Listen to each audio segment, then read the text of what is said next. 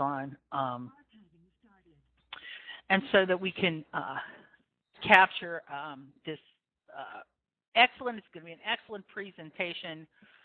For those of you who have joined us before, this is all about learning on a screen, online, on a device. It's a Master's of Science program. You can contact me for additional information. All kinds of jobs are opening up, from blog masters to training and development jobs. There's lots of opportunities out here in this field, and the idea is that we want to help you explore the different kinds of industries that are using people. More and more is going to be done with e-learning, and we see it in a lot of different ways. I don't even like to call it e-learning. It's just using technologies to help us do and deliver learning better. So that being said, companies hire under many, many different titles. I'm getting a little bit of reverb here, so what I'm going to do is we'll see if we can hold it. If not, I'm going to mute the audio. And again, if you have any questions, just type in the chat. So these are the companies. These are different things that people hire under. A lot has happened. The world is getting smaller. It's a combination kind of degree.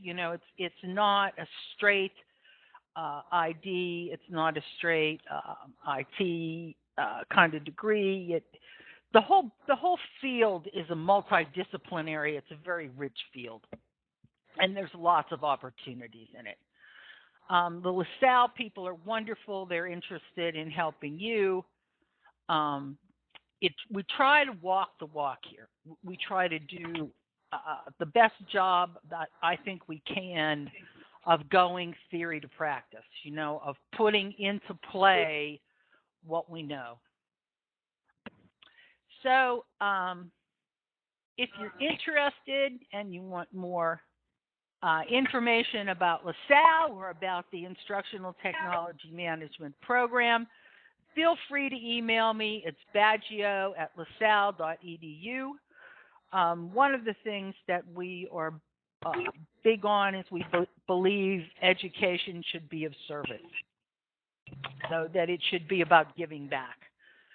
We have a get-together coming up on October the 20th at our Philadelphia Plymouth Meeting Metroplex Center. Anybody who's interested is more than welcome to come. It's a morning kind of thing. We do bagels and coffee and talk and get some work done, and then we usually go out and have lunch. But it's a good way, particularly for you folks that are in the program, to put faces with the voice that you've been working with online all this time. So the website's a wealth of information. Here's an example of the curriculum. If you're interested, this is also out there. Education over the internet is going to be so big that it will make email look like a rounding area. I think I probably need to get a new quote there, except I really like that one. All right, so here I am. Here this is. And let's get started. We are very lucky to have with us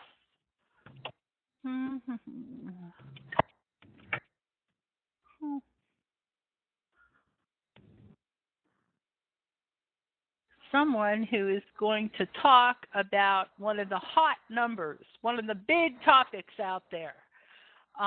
It's been brewing for a couple years. We've kind of heard the buzzes about big data, and then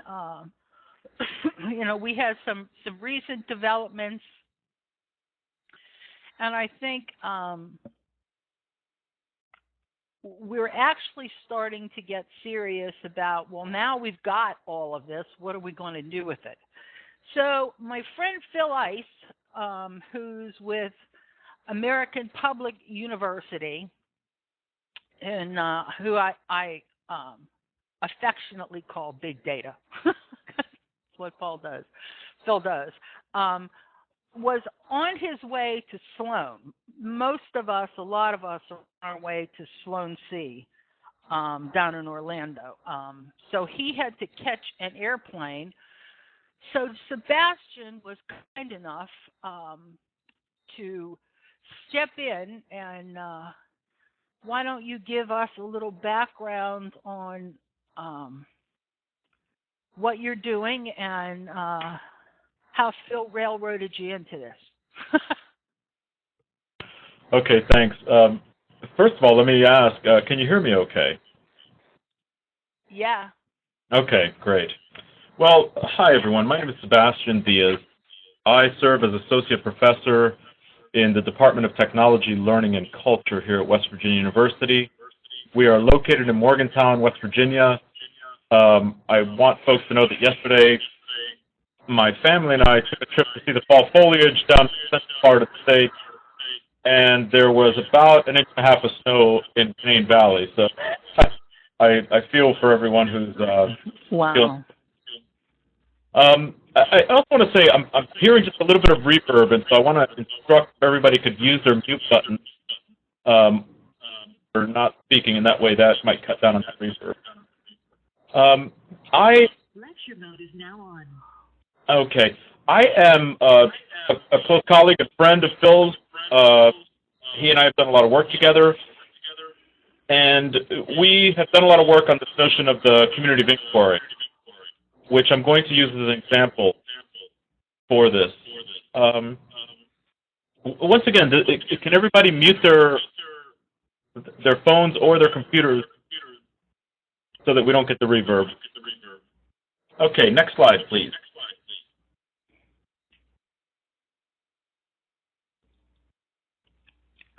All right, I want to say that it's really important to understand that here in the use of big data, we really need to understand that the implications for how we use data for program evaluation, for strategic planning, is really going to revolutionize education.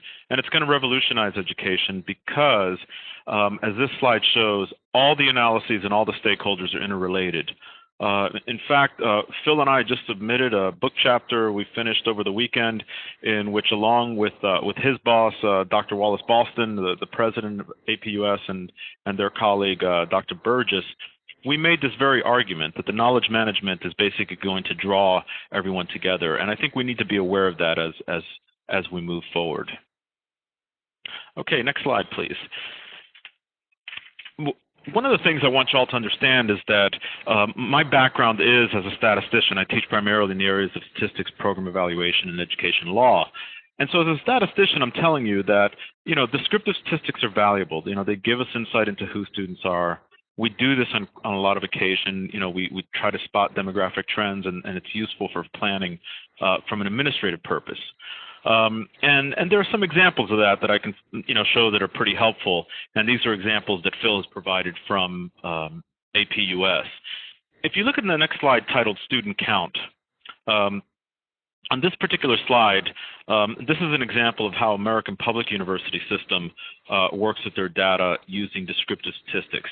And I should add here, by the way, that I have served as a consultant on a variety of times for American Public University system, and it's based on the fact that Phil and I have worked closely, and so he's brought me in on a lot of these projects, and that's how I have a little bit of a perspective, obviously not as intimate as him or as knowledgeable as him, about American Public University system. What they're showing here is student counts to look at enrollment trends. And so there are different ways that they look at enrollment trends based on the categories of students.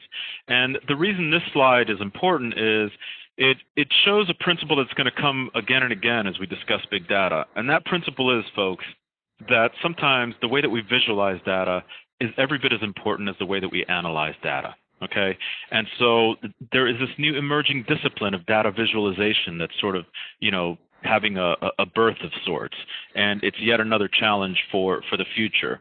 The bad news is there's a lot of change coming. The good news is those of us that work in either instructional design or analytics or program evaluation or education in general, we've got quite a bit of job security here for the next 20 or 30 years. So that's the good news, so to speak. On the next slide, we see another example of using basic descriptive statistics. The student demographics here on this next slide with the pie charts shows that it's useful sometimes to look at your student data in terms of how you have breakdowns in terms of demographic characteristics, what have you. All right. That being said, on the next slide titled "What is Missing," what happens here is that we see that descriptive data really doesn't provide insight into processes. Descriptive data is very focused on outcomes. There's relatively little information related to the cognitive processes that go on in a learning environment. And another thing about descriptive data is that they lack power in terms of providing us with summative assessments as to what goes on in the educational process. On the next slide, we focus now on something that I think we all have in common, and that is the EOC, or end of course survey data. Now, end of course data is extremely important. It's extremely powerful, both for strategic planning as well as continuous quality improvement of our programs. End of course survey data, if it can be linked to student identities and student information related to their, to demography, it can really become very interesting, because then we can look at the results of end of course survey data and look at it, for instance, by comparing how do females perceive the course versus males. And within the male subset, how do maybe Hispanic males perceive the course as compared to African American males or Anglo males or what have you. So these are all possibilities that open up. So another another issue with end of course survey data is that if you have large variations in student characteristics, then you can look at multiple iterations of courses. And what this does is that it allows you to see how courses perform with certain subsets of people. So, again, that's one of the ways of thinking about a start for big data, is to consider your end of course survey data. If we go to the next slide here, the titled measurement needs, I'm sorry. Here it is. Sorry, the end of course survey problems. I'm flipping through a paper version here to try to make sure that I'm on the right track, and I just skipped on it. Sorry about that. So, if we go back one to end of course survey problems. One of the issues that arose in the work at American Public University System between Phil and his colleagues is they were finding, look, if you really think about it, online courses are nothing more than face-to-face courses put on an online format.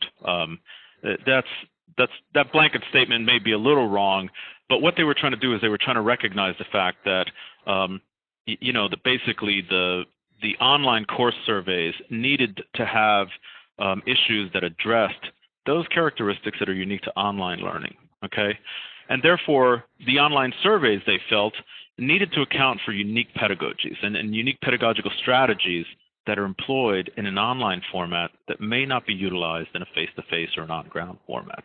Okay, and it's also difficult because if you look at the whole notion of instructional design efforts are not measured effectively. We find that a lot, especially in traditional face-to-face institutions like mine. I work for a land-grant university, and we are not measuring effectively what kind of effort goes into the instructional design when we rather flippantly tell an instructor, hey, that introduction to statistics course, we want you to change it over to online, okay? And, another issue too is that instructional design and faculty roles are intertwined in most surveys. We've written about this quite a bit, in that the online utilization of online is shifting our focus from looking at faculty-centric perspectives on education to really redefining the roles and giving credence to instructional design staff who may play just as an important role in the quality of the teaching and learning experience for the online student. All right. So there are some measurement needs that arise as seen on this next slide titled measurement needs. That we're working in online environments, so we have measurement needs that are, germane to the online environment. And one of those is we need some feedback about the effectiveness of the media that are used, the layout of the course in the online format. We need some feedback about the instructor's role in facilitating discussion and interaction with students. It's very different in an online environment. And as we're seeing right now, I mean, it's much different doing this presentation here online than it would be doing it face-to-face. We need to measure, to some extent, what is the quality and the quantity of student interaction with other students. We need to measure the efficacy of particular activities, and we somehow need to measure cognitive engagement. And these things are, at times, at best, difficult to do. So based on this, on our next slide here, we present an exemplar that we have of this, and that is the Community of Inquiry Framework. And the Community of Inquiry Framework was really born out of Phil's desire to herd cats. I don't know how he pulled this off, but he got a group of us together, several of us, who basically got together and discussed, let's utilize existing literature on community of inquiry, and let's build an actual survey that addresses that. The Community of Inquiry Framework was really developed in response to the fact that there was a lot of research on measures germane to the outcomes of an educational experience, but there wasn't as much literature out there in the world of online learning on measures of process. And so the COI focuses a little more on process than it does on outcomes. We don't pretend that the COI survey that we'll review in a little bit is exhaustive, but we think it's an important perspective because it does allow us to use a survey format to measure, rather well some of the processes that go on. It's grounded in a collaborative and constructivist view of higher education, and therefore it's not, it's not faculty-centric, it's not student-centric, it's not curricular-centric. It really tries to incorporate all of those perspectives into one. And it assumes that to really have good online learning, folks, you really need to develop a community of learners. And that word community there is very important because it's that community that supports meaningful inquiry and deep learning. And in fact, as we'll find later, that community and the perceived quality of that community is phenomenally important in determining whether or not a student decides to come back and take more online courses with the institution. All right. So on this next slide here, we have the three presences that, philosophically we thought define the community of inquiry. There's a whole notion of social presence, there's cognitive presence, and there's teaching presence. And so rather than talk about the intricacies of how to interpret this Venn diagram, let's go ahead and go to the next slide and start looking and defining the three presences that work together in an online environment. Social presence is one of the three presences, and it defines the ability of participants in a community of inquiry to project themselves socially and emotionally as real people.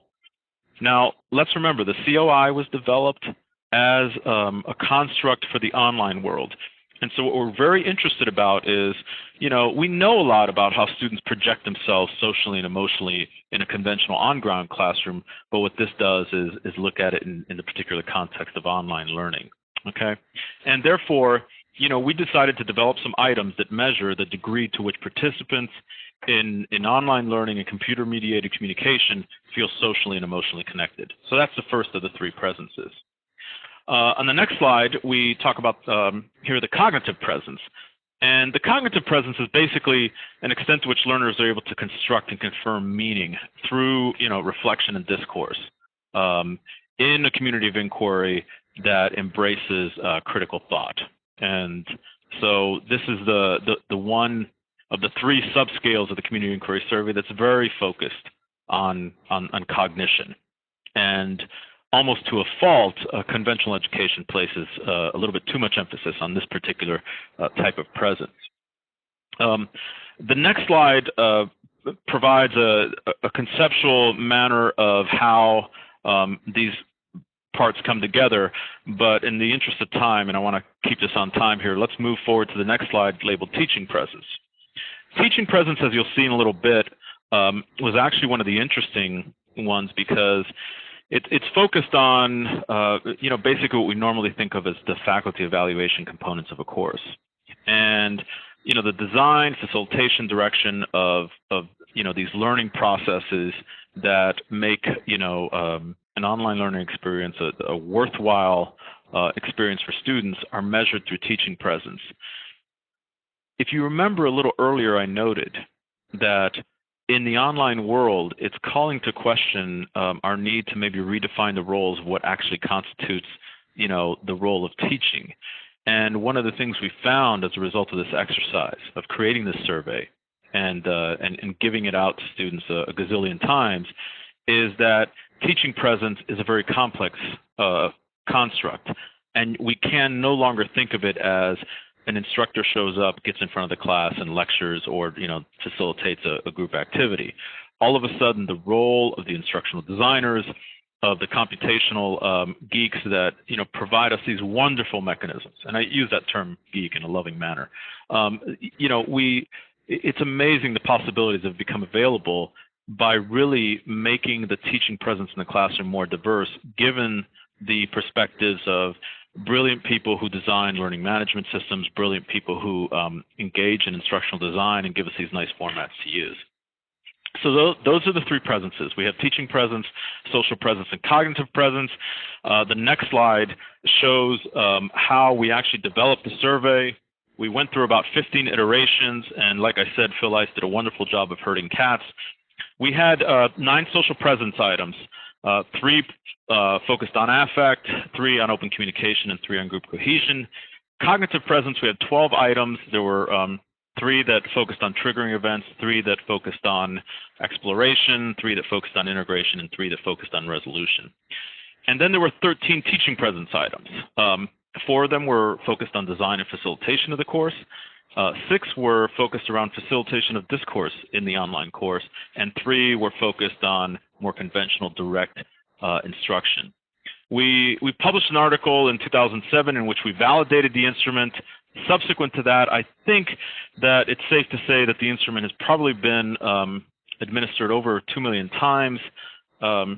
Had we known it would become that popular, we may have copyrighted it and tried to, gotten some, big bucks off of it and moved to the Caribbean and all that stuff. But regardless, I say that jokingly. We are really happy that people have been able to utilize it, and that people are not only utilizing it to guide their decision making, but there's a lot of good research that's coming out of this instrument, and it's really been it just continues to be a wonderful journey for us with colleagues from over 15 institutions throughout the world using the COI. Okay. The next series of slides, and I just want to go through them very quickly, shows the actual Likert scale items that were created for the Community of Inquiry survey. And as you see there, we have the teaching presence items, we have the social presence items, and even within teaching presence and social presence and cognitive presence, which are on the next 3 slides, we see that there are subscales to the subscales, so to speak. And so, like I said, you can refer to these later. I really don't want to focus on these too much. There's some stuff in the findings that I want to discuss about this, but these are the items we generated. And Phil, who created these slides, put up there sort of as a joke, draft V15. What he's alluding to here is that we really went through 14 iterations, in which the 15th was the final one, where we decided we've got to stop revising these questions, except for maybe the fact adding a C to the word top it in the first one there. I don't know why that's out of there, but 15 iterations of this, we felt we had a valuable instrument, and then lo and behold, we started after validating it, we started using it in a lot of different research. And so now that's what I want to talk about, is how the research on the COI has been used both for strategic planning and also decision making. And yes, it is available for free. So anybody who wants to use these items, feel free to. We always appreciate, if you're going to do research on this, let us know.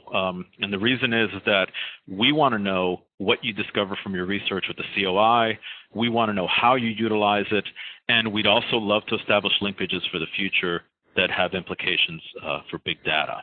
So, all right, let's go a couple slides forward to the slide coupled to COI at APUS. Okay.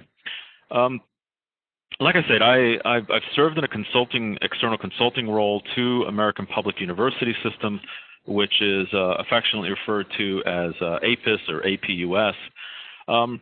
The American Public University System serves about 130,000 students. They offer 87 degrees at the undergraduate and master's level, and this is the institution for which Phil serves as Vice President of Research.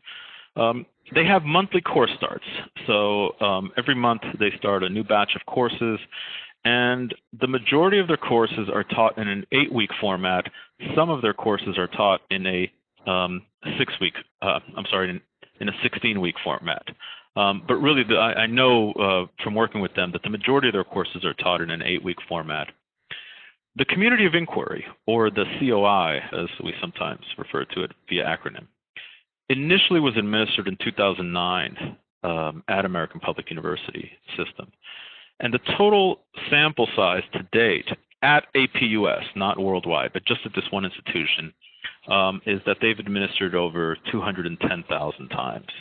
And so that gives us a wealth of data, with which to work for both strategic planning, decision making, and also for research. And it's being used for continuous quality improvement across a variety of departments there. Okay. Now, let's look at some of the instructional design factors that arise when using the COI. On the next slide, titled Instructional Design 1 here, the COI analysis informs optimal design strategy. And what we're talking about there is that the COI and the results of this survey, was somewhere, and I think the point to draw from here is that even a survey instrument, well constructed, well thought out, with 34 items, can really inform a lot about what your optimal design is for your online courses. And remember, American Public University System they are a for-profit online university, and therefore there's no blended or face-to-face learning. It's purely online. One of the things that we discovered from using the COI, and I was actually involved in this project and a subsequent, subsequent publications by others in this area, is that teaching presence, when we did the principal components analysis or the factor analysis, where statistically you're basically asking, when people answered the items on the COI, did it really break out to teaching presence, social presence, and cognitive presence, like you guys say? Well, what we found is that the teaching presence was a broader construct that itself was like two constructs in one. And the results of that indicate that we need to consider the notion of instructor voice and how that manifests either through the instructor or through the instructional designers. And it suggests that maybe as a society, we're not ready to embrace that, instruction involves more than just the instructor, him or herself. The social presence, there was a bifurcation there with that particular item on some factor analyses, not on all, that was an indicator of the need for more collaboration. And therefore, maybe there needs to be more of a focus on measuring and assessing collaboration in the online environment. And finally, if you look at the factor loadings on individual items, that can indicate where content review is needed. And so really, given this half-hour presentation, which I'm running out of time here, and I'm almost done, so but I just want to say I really don't have time to get into a lot of the statistical technicalities of it, but I'd be glad to respond to folks' questions via email about that. Because as you all know, discussions about statistics can really get crazy and complex. On the next slide, titled Faculty Improvement, one of the things that we found with the COI is that it informs strengths and weaknesses among the individual faculty member, but it's even more powerful with faculty improvement when you use the COI results in conjunction with drop rates, grade distributions, and third-party observations.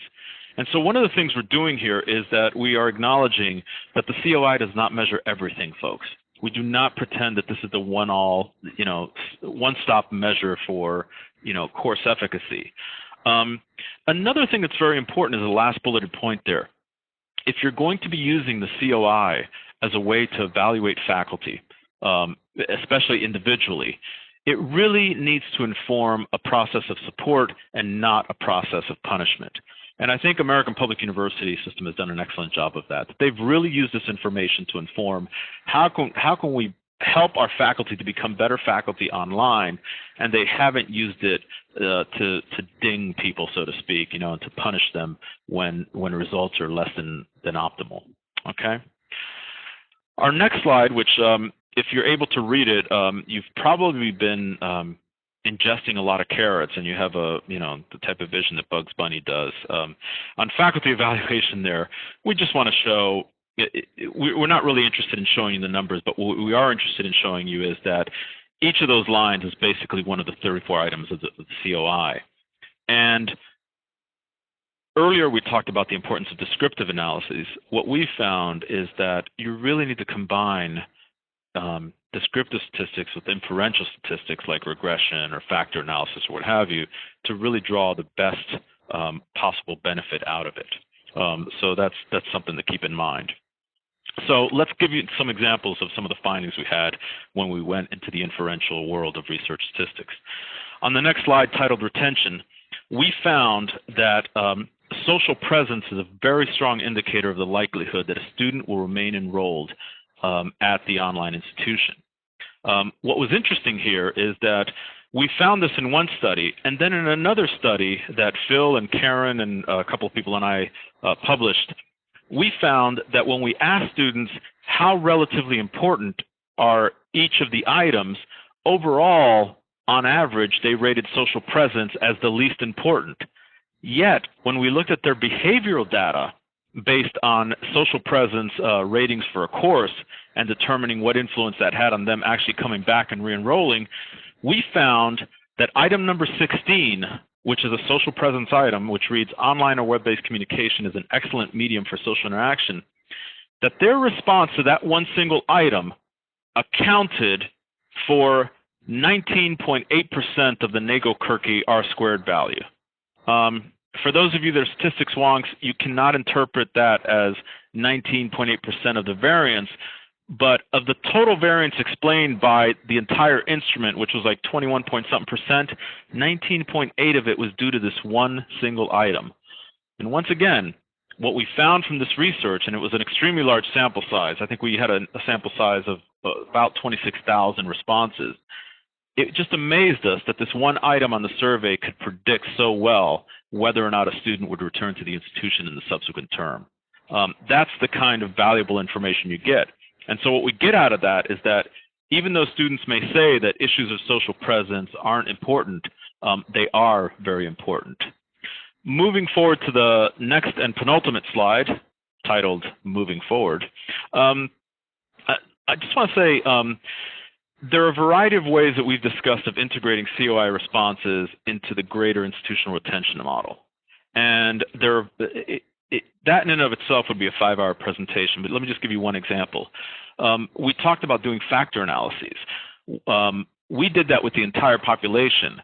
If you administer the COI enough times, you can start doing factor analyses by individual instructor. And you can start using these nested or hierarchical models to look at how do these phenomena manifest at the departmental level or the individual instructor level, what have you. And so that whole notion of the hierarchical segments becomes very important. We also need to look at applying the COI to the applicability of self-paced courses. And what we mean by here is that, most of these courses are finite, 8 weeks, you either finish it or you don't. It might be interesting to look at how might the COI be applied to instances in where we're merging into self-paced courses, which eventually will merge into what is some people are writing about in the literature, calling it informal learning. And there certainly are models for that. And finally, how is the COI impacted in those courses that are driven by personalized analytics? Phil talks about this publicly quite a bit in that, we have this match.com mechanism within a given course that as you're taking it, the online course responds to you and it gives you different scenarios based on your particular learning styles. It'll be interesting to see in the future how the community of inquiry works there.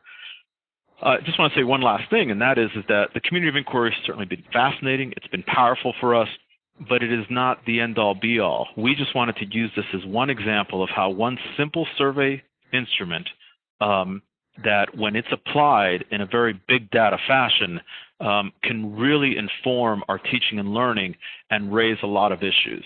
The work that Phil and I are currently doing focuses a lot on the policy implications of big data. And I just want to say again, going back to that second slide with that graphic on it, that folks, everybody is being impacted by data. Everybody will find that data, yes, that one right there. Everybody will find that data all of a sudden is much more meaningful to them, and it will no longer be something that is a domain that is reserved for just the institutional research folks or the quality assurance folks. Data will very soon become everybody's business, and a lot of it is because of the computational mechanisms that have become available quite accidentally through the advent of online learning. So on that note, I want to stop there and open it for discussion, allow for questions, and I want to thank you for your patience as you heard me go through these slides. Well, that was a lot. I mean, thrilled. Sebastian, thank you so much for coming and talking to us about this kind of stuff. I'm going to open up the floor because one of the things that interests me in all this is the power it will have to change the way we look at learning. I think we're just seeing the very, very tip of the iceberg. I think, we're going to be looking at learning and things very, very differently 10 years from now than we are now. And so I'd like to open it up. Does anybody have any questions? While we are lucky enough to have Sebastian Diaz with us on big data.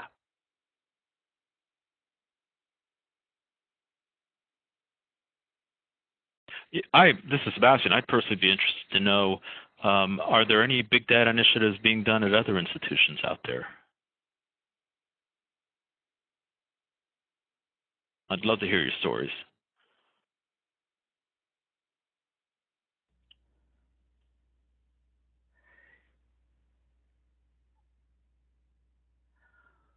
Well, I'm looking forward to the Google workshop down at Sloan. If anybody has the opportunity to work with big data, it's Google. Yes. So I'm kind of interested in seeing what they're doing. I've had some interesting discussions with the government, with other people on these things like learning clouds and all of our learning from the time that we're kindergarten up through the time we graduate from wherever will be living on a cloud somewhere.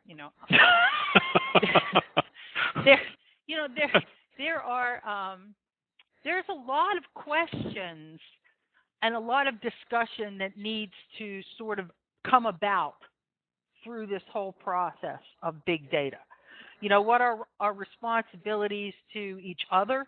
What are our responsibilities to ethics, morals, humankind? All these kinds of questions, and we're just at the. I get the feeling that we're just at the very, very beginning of even thinking about some of this kind of stuff. So, I really appreciate the conversation. And I'm going to open it up. Anybody else have any questions? Well, let me just say in response to that, Dr. Baggio, that I just want to say to folks that one of the messages I want to bring out there, because I'm a statistician, and I know people, statistics is great for when you have, insomnia. It really cures it. But I mean this very sincerely. Data is becoming so ubiquitous that we really need all types of researchers and all types of colleagues to get involved in it. And I think one of the things that makes it uncomfortable is that all of a sudden, faculty who used to have really very maverick approach to teaching, and they were very left alone because nobody cared about it.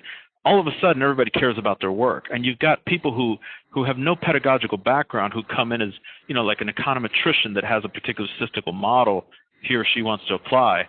I think we're going to need the participation of everyone. And so I don't want to come across saying here that the big issues in big data are statistical. In fact, I really believe they're more policy-oriented. And I think you made a very good point, which is we need critical theorists to explore this in terms of what are the ethical implications of big data. There are a lot of unanswered questions there, and I believe you're right. I think we're right at the very tip of an iceberg. Aaron, I do want to respond. We do both Douglas and Aaron asking about getting up to speed and a list of resources. What I can do is I can email to Dr. Baggio actually. If you want to start, really just fill in my CVs, and I'll have the list of publications related to the COI. And then I'll also ask any one of those more recent publications has in it references to other journal articles on the COI. And it's really grown so much, in particular the COI, that it's expanding tremendously. And then outside of the COI, we both continue to publish as well on the issue of all these factors germane to big data's use in education. So I'll be happy to share that with you all through Dr. Baggio.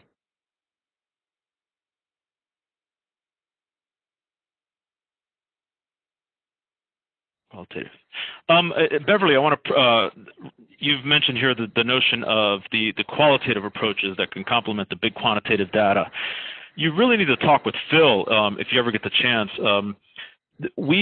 That's another thing that I think it's a bias that came across, and I apologize for it. It's not just about quantitative data.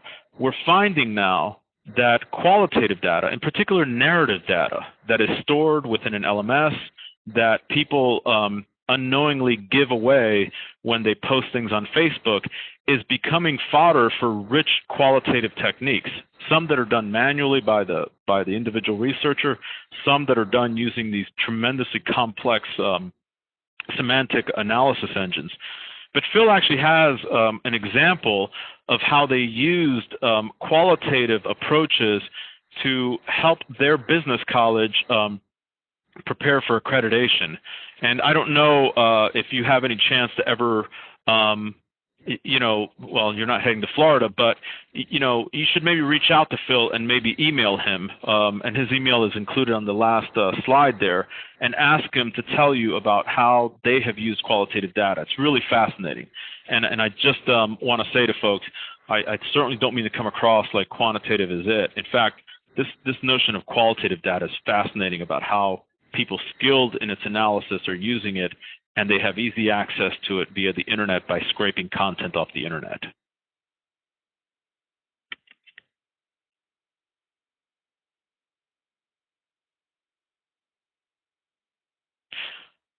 Kathy, you say there, wonder how this will relate to the proliferation of the MOOCs, and I apologize, I don't know what that acronym means. What does that mean?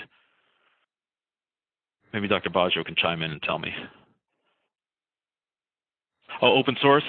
It's I think the this notion of the open source and creating that commons, what it will do is it will do two things that I find in particular fascinating. One is that it's going to unknowingly create a massive warehouse of data that's going to inform our teaching and learning. And secondly, it's going to open up the possibility that we can begin to geographically begin to analyze how effective an online course is based on where a person lives, based on the particular context. I really see the same principles applying. What's exciting about this notion of the open courses is that Who owns the data produced by them? Where is that data warehoused, be it quantitative or qualitative? And how can skilled researchers get their hands on it and start doing some interesting work with it? So I think they still, the same principles apply, so to speak. So if you I'm sorry if I said open source. If you have a course that's available for free, say, like let's say the London School of Economics did this, they made it for free, that's going to be really fascinating. There's also some discussion there, by the way, about the economics of this, is that some people think that in the future, the scale of economics for education is going to be that people engage in informal learning, and then it's the credentialing where they make the payment. And that's exactly what the London School of Economics did. They said, you can take our courses for free, but if you want credit, you need to take the test at the end, to get and retrospectively pay the tuition. If that happens, then it's going to become even more important to evaluate not only the quality of the processes in the course, but the learning outcomes for the students, which will be a different focus. And I apologize. I'm trying to answer all these questions as they come up. Are there any other questions?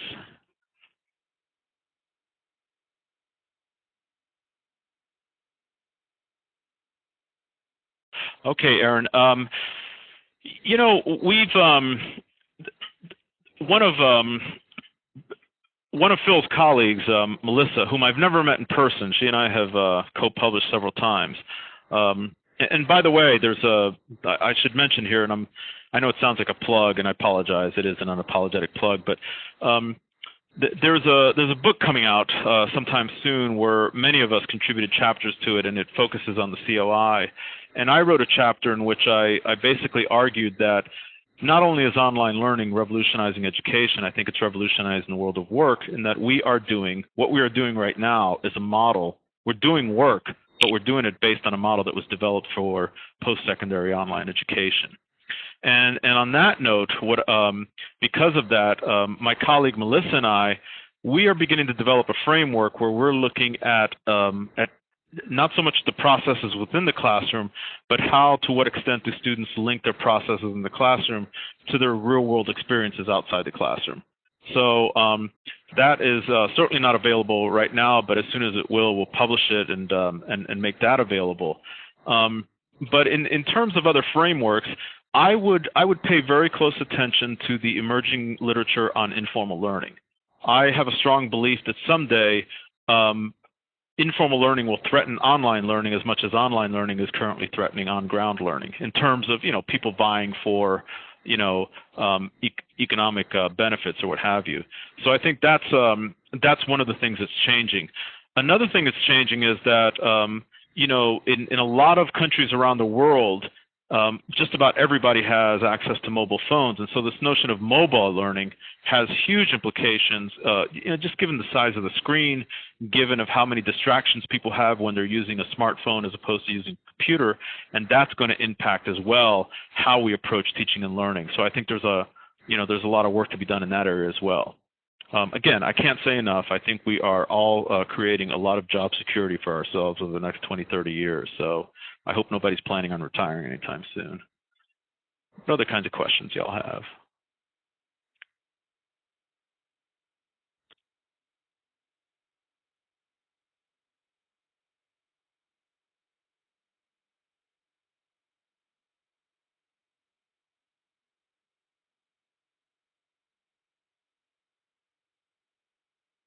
Dr. Baggio, do you have any other questions? Yeah, I actually would like to pick your brain a little bit more about informal learning. I hear this kicked around a lot. It comes up more and more, and on programs and whatever. And I think we have to sort of be careful, and we have to sort of define what it is when we're talking about informal learning. Kind of like what it is and what it isn't.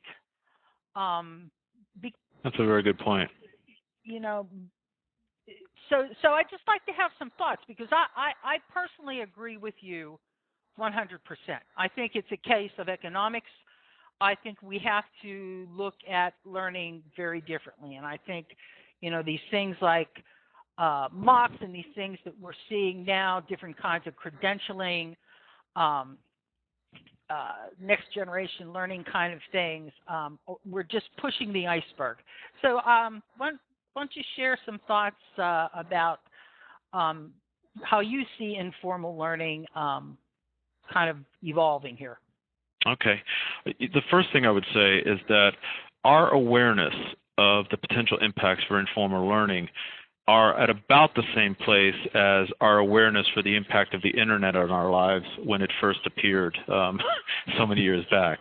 So I don't want to come across having people think that I have an expertise in that area. I'm just really curious that, and I think historically we see these, we see these cycles of coming back to where we were before.